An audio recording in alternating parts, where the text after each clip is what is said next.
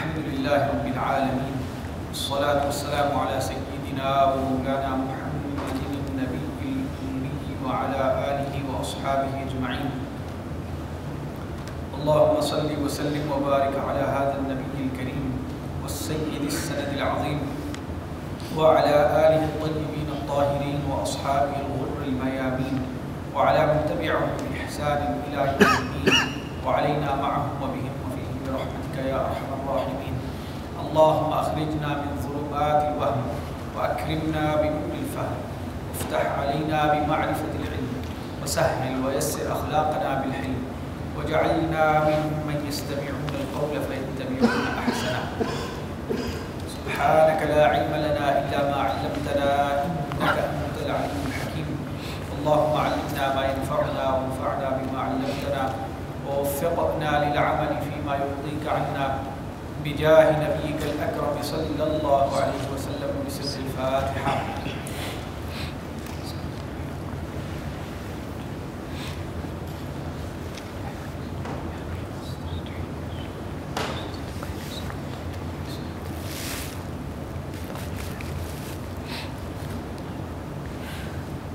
Praise be to Allah subhanahu wa ta'ala, Lord of the heavens and the earth, and we ask Him to send His peace, blessings and rest upon our Master Sayyidina Muhammad sallallahu alayhi wa sallam, his family, his companions and all of those who followed after him with excellence up until the day of judgment. Ameen, ameen, ameen.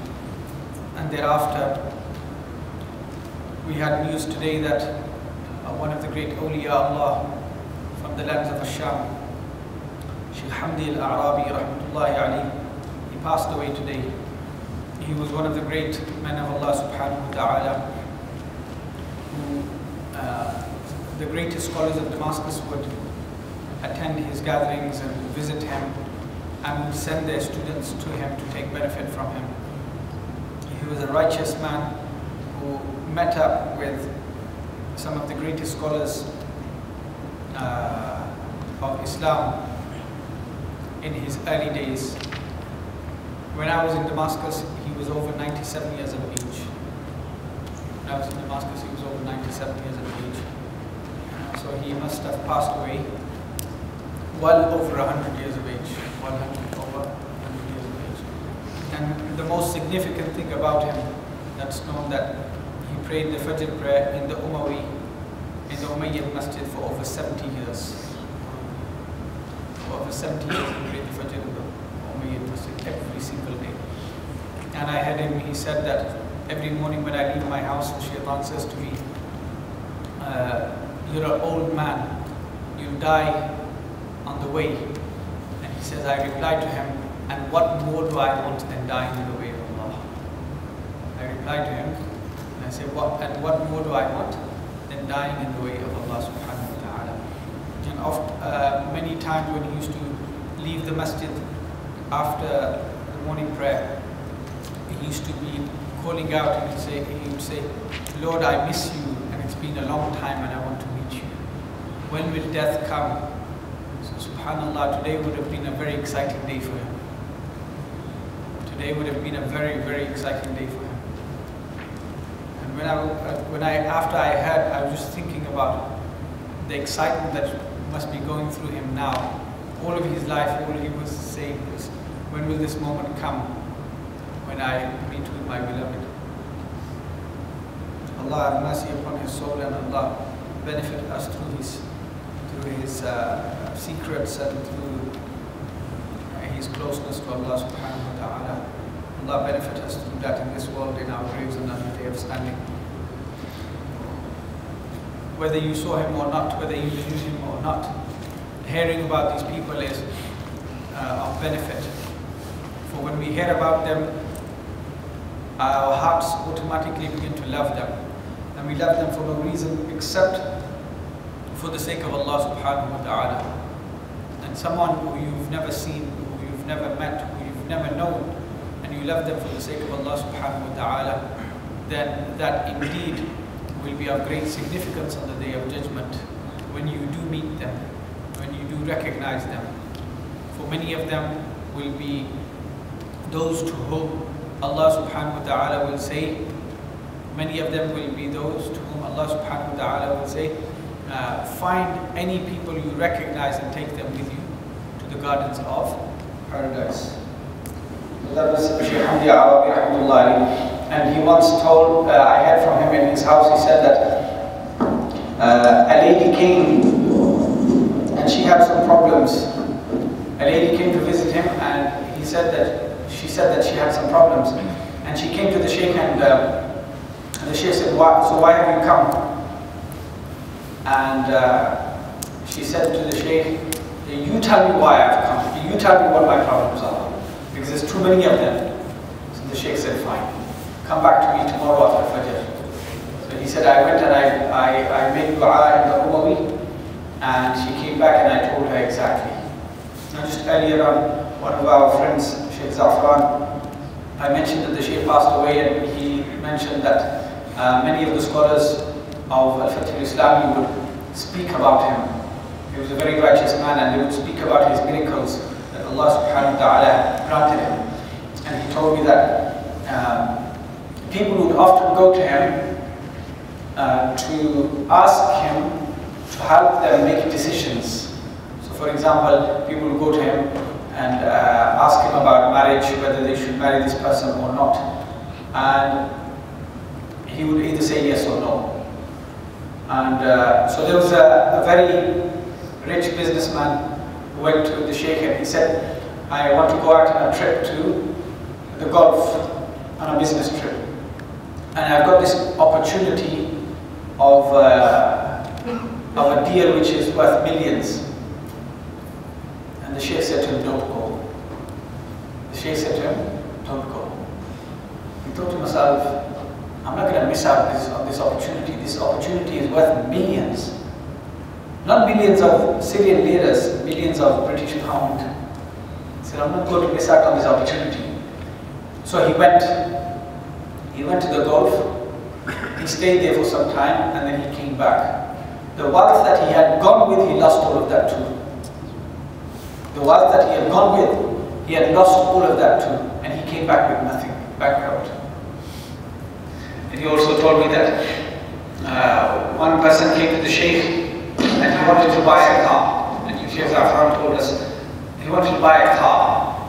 And so he came and told the Shaykh, he said, I've made a deal with this particular car in the showroom. The Shaykh said to him, don't buy the car, that particular car, buy this color in that car. He said, fine. He went to the showroom and it was time to hand over. And he said to the worker there, he said, I don't want this car, I want that color of car. He said, are you sure your paperwork's all done? He said, yes, I'm sure. My Shaykh told me to get that car. He said, fine. After he purchased the car, the person in the showroom told him, he said, it's so amazing. He said, the car that you wanted to purchase first, it looks the most glamorous from outside, but its engine is the worst.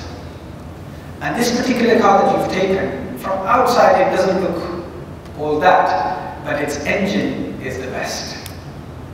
Its engine is the best.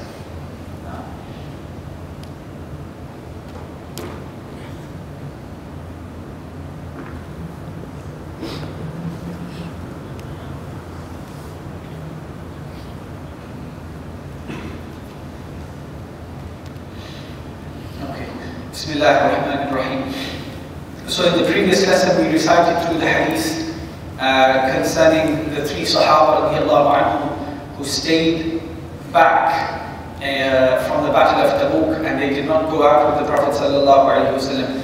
We recited through the entire hadith and went through its translation, and now we'll mention some of the benefits of that hadith.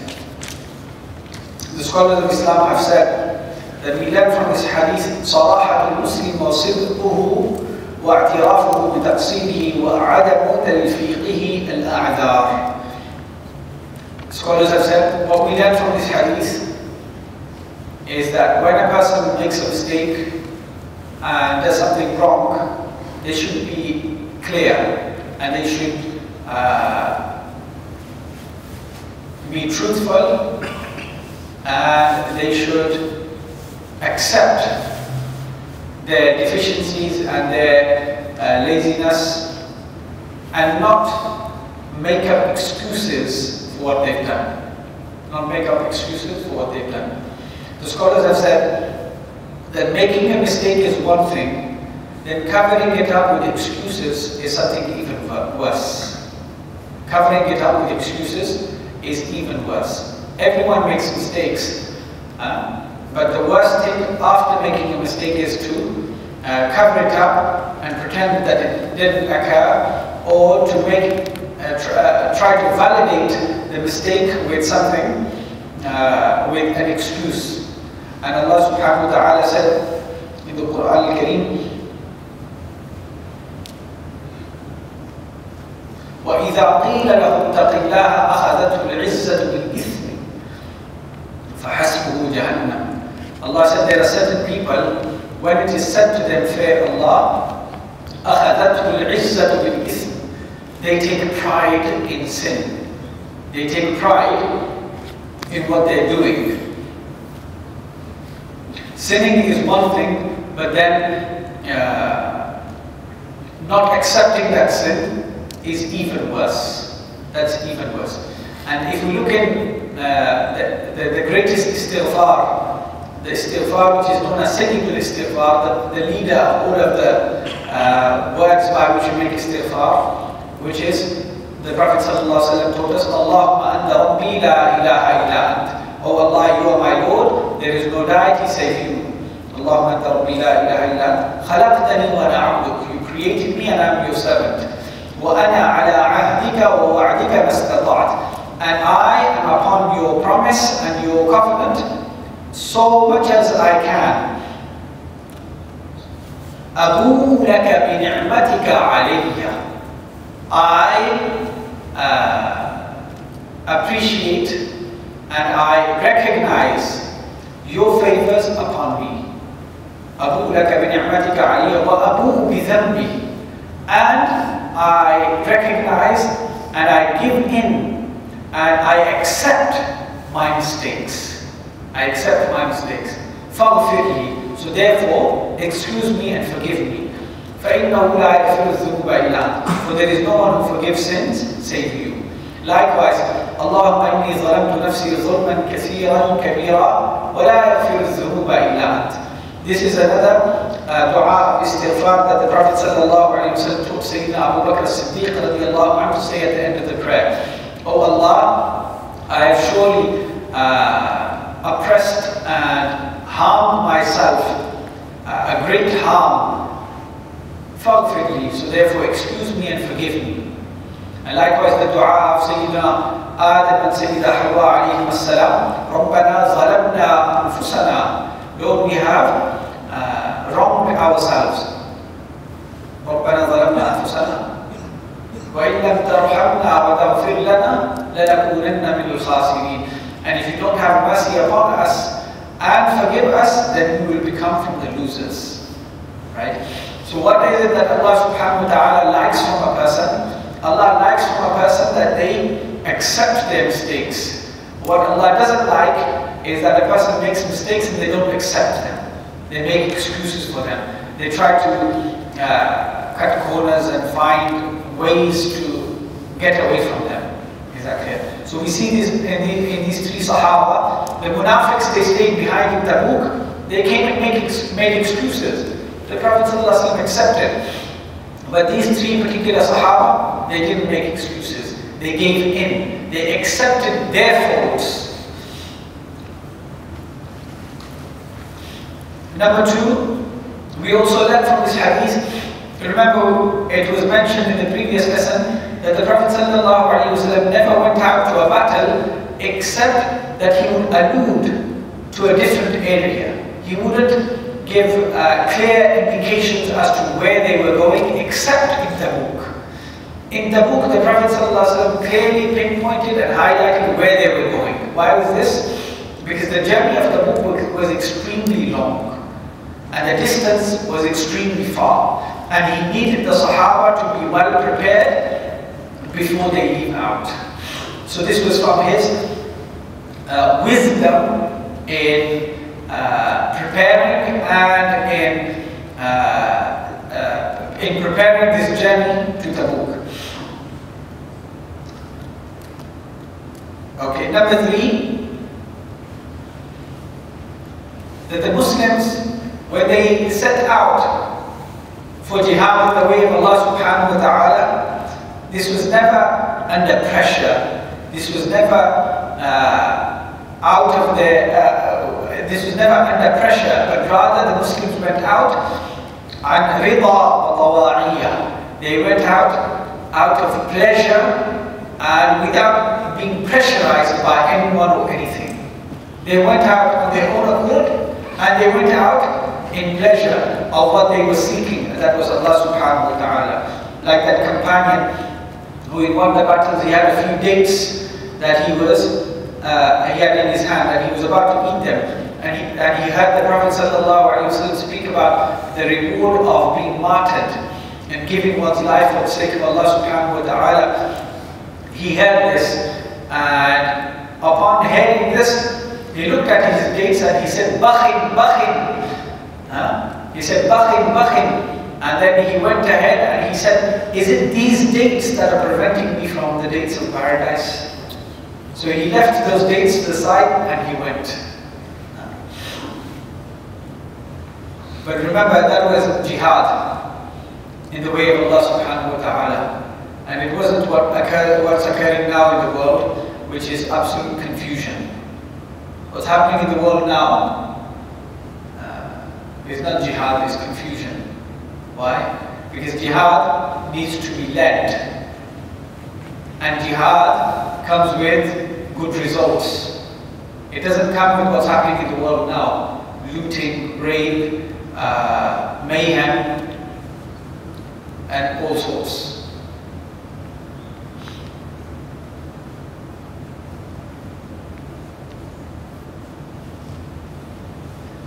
Number 4, تعلم المسلم من تقصيره في أداء الواجب وحرصه ألا يكون من المتخلفين أو المنافقين. Number 4, that the Muslim feels hurt. The Muslim feels hurt within himself due to his laziness or slacking in fulfilling the wajibat, the necessary obligations upon him. And he also fears to end up from amongst the hypocrites or those who stay behind. And we saw this, how the Sahaba, they were extremely hurt when the Prophet ﷺ and the Sahaba left out and they stayed back home. صراحة الصحابة رضي الله عنهم وصدقهم مع النبي صلى الله عليه وسلم وقولهم الحق ولو كان على أنفسهم. Number 5, that the Sahaba were explicit and they were clear with the Prophet sallallahu alaihi wasallam, and they were truthful with him sallallahu alaihi wasallam, and they spoke the truth to him sallallahu alaihi wasallam, even if it was against themselves. They spoke truth, even if it was against themselves. So these Sahaba, they could have, like people said to them, you could have made up some excuses like everyone else and got away from this.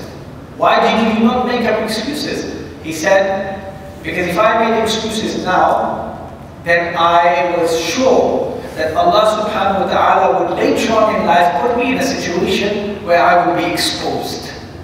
Where I would be exposed and everything would come out in the open.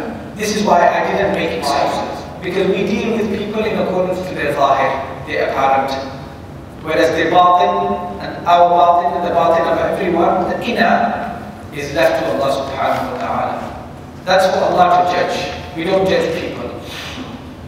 This was Sayyidina Isa ala nabiyyina wa alayhi salatu wassalam. He used to say to his people, he used to say, لا تنظروا في عيوب الناس كأنكم أرباب فإن الناس معاف ومبتلى. He used to say, don't look into the sins of people as if you were gods. Don't look at the deficiencies of people as if you were gods, judging. No. He said, for people are of two types. There are those who are well, and they have well-being, and they are straight in guidance, and those who have been afflicted afflicted by sin, afflicted by deficiencies. فَارْحَمُوا أَهْلَ الْبَلَاءِ, have mercy upon those who have been afflicted. وَاحْمَدُوا اللَّهَ عَلَى الْعَافِيَةِ, and thank Allah for well-being. If you have well-being, thank Allah for that. If you see in others that they are afflicted, then have mercy upon them. Have mercy upon them. And don't give the shaitan a hand against them. Don't give the shaitan a hand against them. If you see them in sin, if you see them in something wrong, don't go say to them, "Ah, look how evil you are," and stuff like this.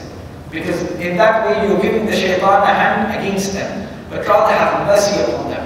Look at how Allah subhanahu wa ta'ala instructed Musa alayhi salam in the Quran and Harun alayhi salam to go and speak to Fir'aun. فَقُولَا لَهُ قَوْلًا لَيِّنًا لَعَلَّهُ يَتَذَكَّرُ. Go, both of you go and speak to him a very gentle, soft speech. Maybe, perhaps, he will be reminded or he will fear. And who is this? Musa and Harun alayhi salam are instructed to go speak to Fir'aun, the Pharaoh, one of the most evilest people who ever lived upon the earth. But even he is given the opportunity that he is spoken to in a nice way. Even he is given the opportunity that he is spoken to in a nice way. And if that's the case of Fir'aun, then what should be the case of Muslims? They might be in sin, they might be in trouble, they might be afflicted, but how should we speak to them? Allah said to the Prophet ﷺ, وَاخْفِضْ جَنَاحَكَ لِمَنِ اتَّبَعَكَ مِنَ الْمُؤْمِنِينَ. وَاخْفِضْ, lower your wing for those who follow you from amongst the believing people. Lower your wing, i.e., be easygoing, gentle and soft with them.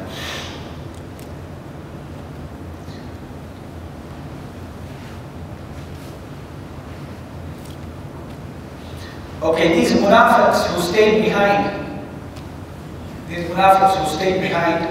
not the Sahaba that we're speaking about, the others, the group of munafiqs who stayed behind, and they made up excuses. None of these excuses that they made up freed them from their responsibility. None of the excuses freed them from their responsibility. But why was it that the Prophet ﷺ wasn't exposing them? Because when they were amongst the Sahaba, someone who is looking from outside, i.e. a non-Muslim who's looking from outside, he would deem them all to be Sahaba. He wouldn't know who the munafiq is and who is not the munafiq. Isn't that right? And Sayyidina Umar once wanted to deal with one of the munafiqs, and the Prophet ﷺ said to him, and how is it that the people will say that now Muhammad ﷺ is killing his own companions? Now he's killing his own companions. Because the others, they don't know that these people are munafiqs. And he used to say, ﷺ, so long as they live amongst us, we will be good with them. I.e., we will portray to them our character and not take up their character. We will portray to them our character and not take up their character. But often what happens is, what do? We pick up, when we are dealing with people, we pick up their character and forget our character. We say, he's behaving like this, so therefore I should behave like that too. No. Regardless of how the other behaves, we must behave and portray our character. It's like when you go to Asda, for example, and you get into the counter, the people who are sitting behind the counter who are serving you, they have all sorts of people turn up to them. They have those people who will be very nice, give them a smile, say thank you for that, right? And then they'll have those who frown in their faces and say, hurry up, pack my bags for me. But they still have to be nice to them. Why? Because they're selling a product. Doesn't matter how. Now, if they end up picking up the character of their customers, what's going to happen? Who's going to be in the loss? Who's going to be in the loss? Those who are selling the product. We've got a product. And what's that product? ألا إن سلعة الله غالية ألا إن سلعة الله الجنة. Our product that Allah has given us is paradise, and everyone is a customer of that paradise. Now Allah has placed us in the honored, Allah has honored us, that He has made us, by virtue of the Prophet ﷺ, inviters to that product. Now if we leave the character of the Prophet ﷺ and pick up the character of the customers, then they're not really going to be interested in the product. Because a good salesman has to sell himself before he sells his product. Isn't that right? A good salesman has to sell himself before he sells his product. So if you have a salesperson come to your door and he's dressed like a hippie, you're not going to be bothered with what he's got. But if he's dressed smart and he's well presented, then you want to give him your ear and want to listen to what he's got to offer. Isn't that right? Likewise, the Prophet ﷺ, when he had the munafiqs around him, he portrayed to them his character. When the hypocrites would sit in his gathering, he portrayed to them his character, and he didn't pick up their character. Isn't that right? Sometimes it's a tough one, isn't it? Sometimes it's a tough one. But then if we look at the consequences, then you have to be patient. Because the consequences of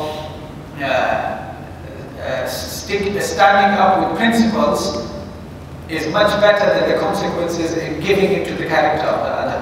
For example, when we were in the retreat, Shaykh Maryam, she was speaking about how she started to practice Islam. She said at the age of 11, my mother passed away, and I was very close to my mother. At the age of 16, my father passed away. At 16 and a half, I got interested in practicing the religion of Islam. She said in our country, in Tunisia, practicing Islam was really bad, and people were not allowed to practice Islam. So she said, I said to my brothers who were older than me, I want to put on the hijab. And they said, excuse me, you're not going to do that. And she said, no, yes I am. And she said it was really difficult for my family. Reason being is that hardly anyone wore the hijab in our country.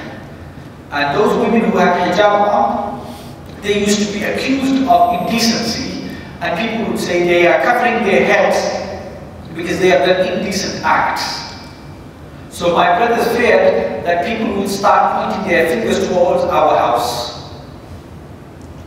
So she said that I began to argue with my brothers and give and take. I began to argue with my brothers and give and take. They would quarrel, scream, shout, and I would do the same. She said, up until one day, it clicked to my head, what am I doing? They're arguing and I'm arguing, they're quarreling and I'm quarreling. They're putting arguments together and I'm doing the same. She said, it clicked to my head and it came to my head that, look, Allah subhanahu wa ta'ala has shown you the light of Islam. He has shown you the light of guidance. But these people, they have not seen the light of guidance yet. So have mercy upon them. When they argue, don't argue back. When they quarrel, don't quarrel back. She said, I thought to myself, what's the difference between me, who has seen the light of Islam, and these people in my family who haven't seen the light of Islam, if I'm quarreling like this with them? So she said, I decided that I will not argue with them, and I will not quarrel, and I will not stand up to them.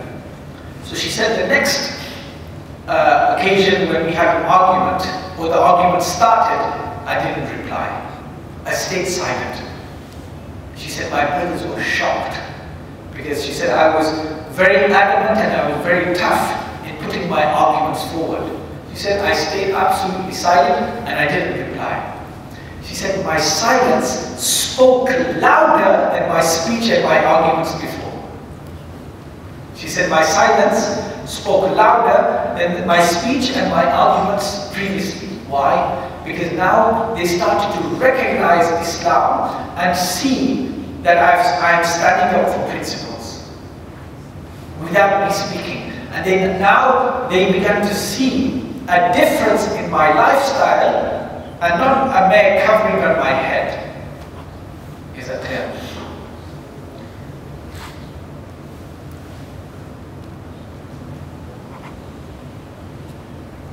So, the Prophet ﷺ was portraying his character to those around him, whether they were Muslim, whether they were hypocrites, whether they were kafir.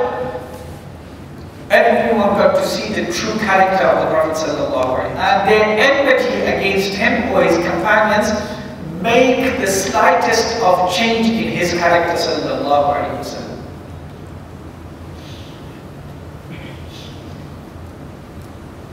Next, الاقتداء بأهل الصلاح والتقوى والتشبه بهم في السلوك والأخلاق.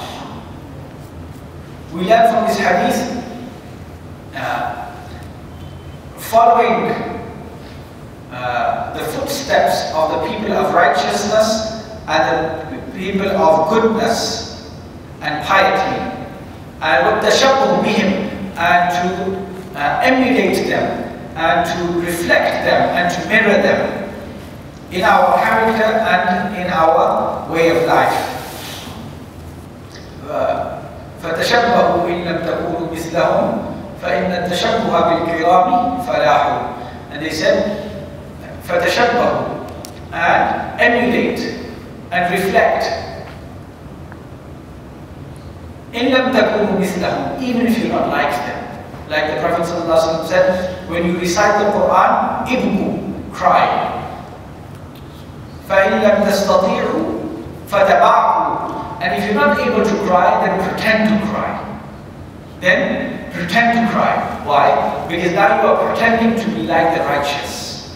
Not pretending to show off, but rather pretending to reach that level when you become like them. Is that clear? So they said, فَتَشَبَّهُوا, then emulate and reflect. إِن لَمْ تَكُونُوا مِثْلَهُمْ, even if you're not like them. Try to behave like them. Try to reflect them. Try to mirror them. Why? فَإِنَّ التَّشَبُّهَ بِالْكِرَامِ فَلَاحٌ. For emulating and mirroring and reflecting the righteous and the pious is also success. It's also success. عدم الاكتراث بأهل النفاق والفسوق وتركهم للأيام تفضحهم وتذلهم. And people should not pick up the traits of the people of hypocrisy and the people of sin, and they should be left, and time will expose them and dishonor them. We also learn from this hadith وجوب مقاطعة من ظهرت منه المعصية بعدم مخالطته والسلام عليه والرد على سلامه وغير ذلك من دواعي المقاطعة مما يشعر بالهوان حتى يقلع عن الذنب ويظهر التوبة. He said we also learn from this hadith that people who practice sin in the open, they should be cut off from society, and people should not give them salam, and people should not sit with them, people should not intermingle with them. Why? So that they realize the lowliness of what they have, the crime that they have committed, and they make tawbah, and then people should rectify their bonds and their ties with them. Here we have to be careful. The scholars, the Shaykh doesn't mention, the shuyukh don't mention it here, but the scholars have said, if you feel that if you stop giving salam and meeting a particular individual, then they will really feel regret for what they've done. So for example, you've got a really good friend, and you feel that they've done something. And the next time they see you, you turn away from them. And you know in your heart that this person is so close to you that if you do this to them, then they will make Tawba and they will regret and they will turn back from what they were doing, then it's fine. But in the other case, if you know of someone who's done something wrong, made a sin, but you feel that if you cut them off, it's not going to really bother them in any way. They say, fine, you go your way and I'll go my way. In such a case, this should not be done. And you know the second case, this is the prevailing in our times. Because you will rarely find a friend who, if you say to him, if you stop meeting him, mingling with him, giving him salam, you will rarely find someone who will actually regret it. They'll say, okay, do well then. Say, you know what, you don't want to meet me, you don't want to give me salam, that's fine. Let's move along.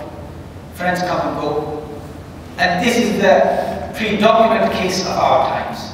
This is the predominant case of our times. So therefore, people should not be cut off, but rather people should use wisdom in helping them. Whereas in this case, the Prophet ﷺ said to the Sahaba, make sure no one speaks to them, no one gives them salam, up until the time when their wives were also instructed to go back home to their parents' homes. Their wives were instructed to go back to their parents' home. Why was the Prophet ﷺ doing this to them? Because he knew that these people had true regret in their hearts. And they were honest, and they were sincere, and they were truthful. And they wouldn't say to the Prophet ﷺ, okay, if you're cutting us off from society like this, that's fine, we're going to go our way. And one of them, remember, one of the Christian king wrote him a letter and said to him, I've heard what Muhammad ﷺ has done to you, that you're not allowed to speak to anyone and you're cut off from society. Leave them and come to me and I will give you half of my kingdom. But this Sahabi, what did he do? He ripped up the letter straight away. He ripped it up straight away. This is how strong their iman was, that if someone from society cut them off, and again it was a righteous, pious society, if someone cut them off, then they actually felt that in their hearts. But nowadays, if someone's cut off from one person, they'll say, fine, I've got 10 million people on Facebook. You know, it's not going to make any difference to me if you don't want to speak to me. I've got so many other people to speak to me, right? So this way is maybe not really the way of our time in most cases. ندب المؤمن وتألمه على ما فرط من فعل المعصية والبكاء.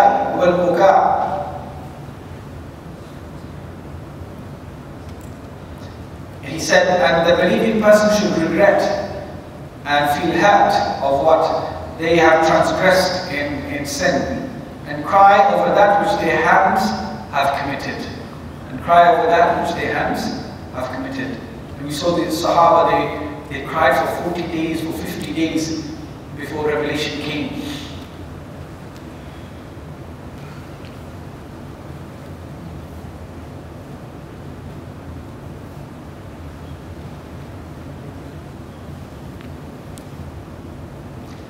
We also learned how the Prophet ﷺ was very kind to the Sahaba, and he fought for them.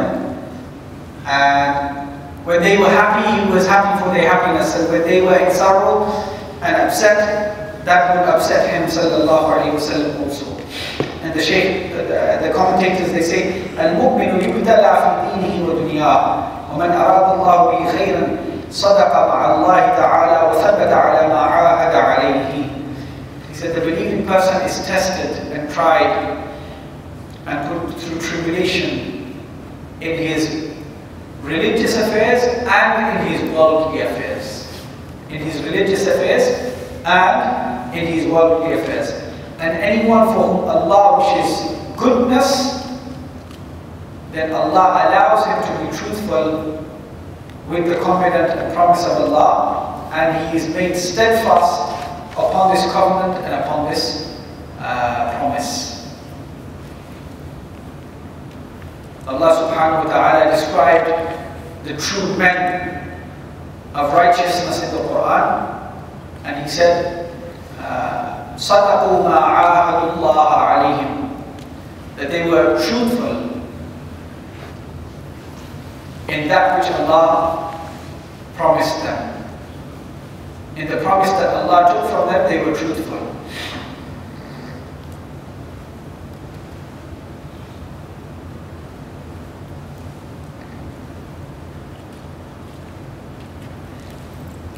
Then He said, "Al-mu'minu yu'thiru ta'at Allahi wa ta'at Rasulihi ala ma siwahuma." That the believing person gives preference and priority to the obedience of Allah and His Messenger over anything else. Preference and priority to obedience of Allah and His Messenger over everything. من بدرت منه معصية يظن فيها نفاقه أو كفره فلا يجوز لزوجته أن تمكنه من نفسها. Anyone who commits a sin which leads them to kufr, disbelief, then their spouse should not allow them to have any types of relations with them.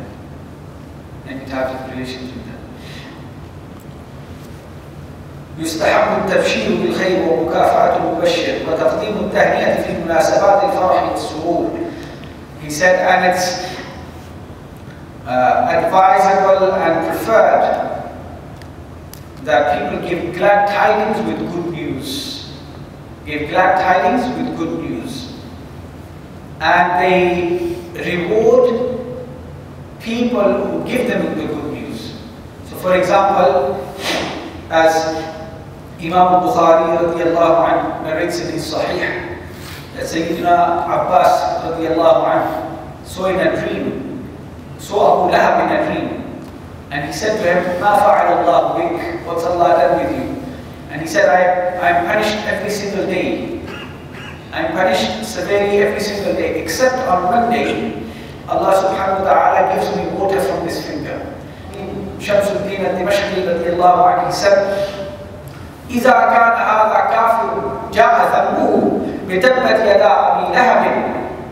He said, if this was a kafir who was disgraced by Allah subhanahu wa ta'ala in Surah Al-Lahab, then what do you think of a believing person who rejoiced Muhammad sallallahu alayhi wa sallam throughout his life and he died as a believing person?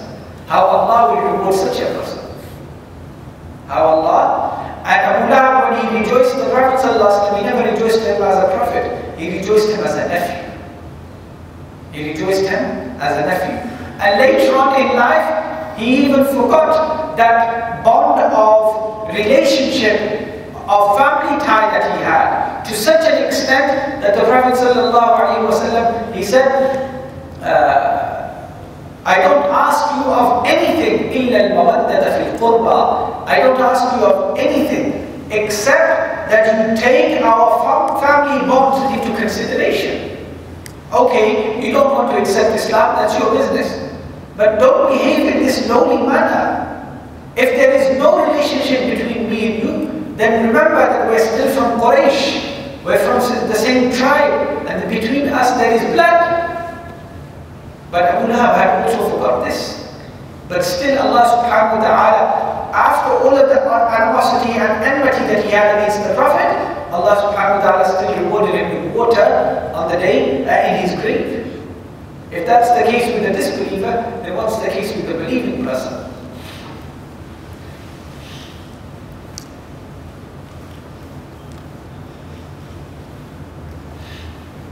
كراهة التصدق بجميع المال كي لا يؤدي ذلك إلى الافتقار وسؤال الناس. And this Sahabi who was given the glad tidings of Tawba and Allah accepted his repentance, what did he say to the Prophet ﷺ? He said, أتصدق بكل مالي. I give all of my wealth in the way of Allah to charity. And the Prophet ﷺ said to him, أمسك عليك بعضه. He said, keep some of it with you. He was overexcited, he wanted to give everything away. The Prophet said, don't get overexcited. Keep some of it for yourself, for this is better for you. This is why Allah subhanahu wa ta'ala described the believing people in the Quran. وَالَّذِينَ إِذَا أَنفَقُوا لَمْ يُسْرِفُوا وَلَمْ يَقْتُرُوا وَكَانُوا بَيْنَ ذَلِكَ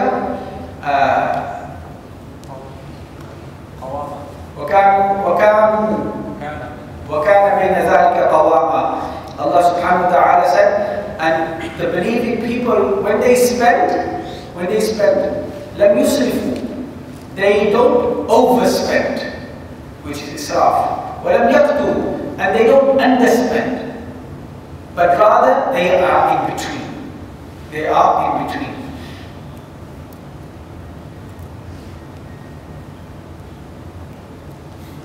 أثر الصدق في نجاة الإنسان في الدنيا والآخرة. This hadith teaches us that the benefit of being truthful is you'll get away with things in the world and in the hereafter. You'll get away with things in the world and in the hereafter. But people who lie, that they should remember that one day they'll be exposed and things will come out. But people who are truthful and sincere, even if they have wronged themselves and made mistakes, if they accept their mistakes and they acknowledge their mistakes, this will save them. But covering up and making excuses and finding loopholes and cutting edges, this will not help anyone, neither in this world nor in the hereafter.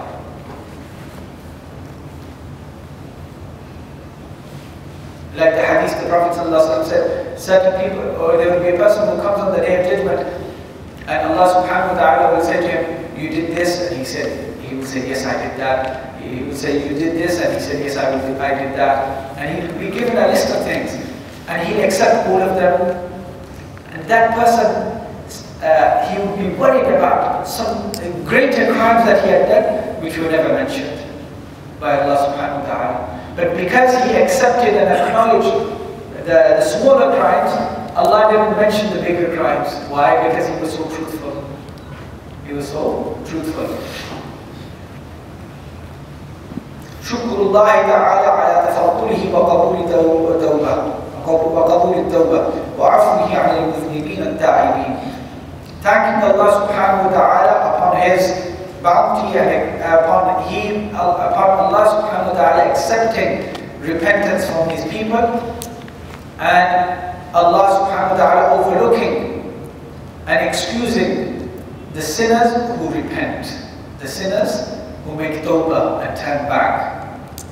There is nothing more pleasing to Allah subhanahu wa ta'ala than tawbah. This is the most pleasing thing to Him. This is why the Prophet ﷺ said, if you did not sin and make tawbah, Allah would have replaced you with the people who sin and make tawbah. Allah would have replaced you with the people who make sin. And that's why the Prophet ﷺ said, all of the children of Adam make mistakes. Of course, except the prophets and messengers. All of the children of Adam make mistakes. But the best of those who make mistakes are those who repent, who make tawbah, who turn back. So the true man is not the one who doesn't fall. The true man is not the one who doesn't fall. The true man is the one who falls and can stand up again. Standing up again is the tawbah, is repentance, is returning. التزام الوفاء بالعهود والطاعة بعد المعصية. They said that we learn from this hadith that people should fulfill their loyalties. Allah said, وَأَوْفُوا بِالْعَهْدِ. Allah said, and fulfill your promises. Fulfill your promises. وَالطَّاعَةُ بَعْدَ الْمَعْصِيَةِ. And people should, we learn from this hadith that we should follow up a bad deed with a good deed. And we also learn that from another hadith. The Prophet ﷺ said, اتَّقِ اللَّهَ حَيْثُ مَا كُنْتَ. Fear Allah wherever you are, whatever state you are in. وَأَتْبِعِ السَّيِّئَةَ الْحَسَنَةَ تَمْحُهَا. And follow up a bad deed with a good deed, and the good deed will wipe out the bad deed. It will wipe it out. يَمْحُ اللَّهُ مَا يَشَاءُ وَيُثْبِتُ وَعِنْدَهُ أُمُّ الْكِتَابِ. Allah said, Allah wipes out whatever He wishes, and He keeps and he certifies whatever he wishes. فرح المؤمن بالتوبة والتوفيق للحق والصدق. The believing person must get excited with the acceptance of his tawbah. Must get excited, like the Sahaba, after they heard that Allah accepted their tawbah, they were excited. And وَالتَّوْفِيقِ لِلْحَقِّ وَالصِّدْقِ, and people should be happy when Allah gives them ability to speak the truth and do goodness and be truthful and be truthful. And the commentators, they say, وَلِلْحَدِيثِ فَوَائِدُ جَمَّةٌ وإرشادات كثيرة اقتصرنا على أهمها مما يخص باب التوبة. But this hadith has much more benefits and plenty of instructions. They say we have sufficed with the most important of them and those that are specific to the chapter of Tawbah. Specific to the chapter of Tawbah. Otherwise, if this hadith is commentated upon, it will take much more than the hadith itself. And the hadith was how many? The hadith itself was 1, 2, 3, 4, 5, 6 pages long. 6 pages long the hadith itself was. It was the entire story, how the Sahabi narrated it.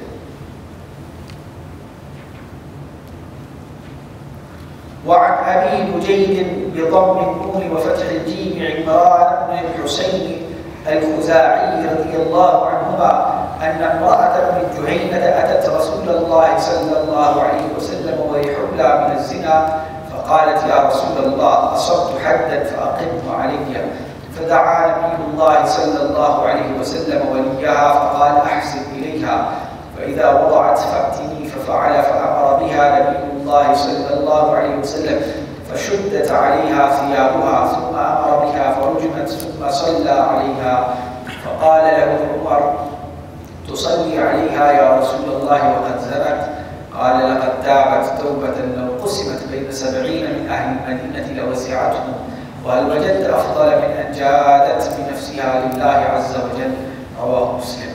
Inshallah we'll continue with the next hadith in the next lesson. Alhamdulillah.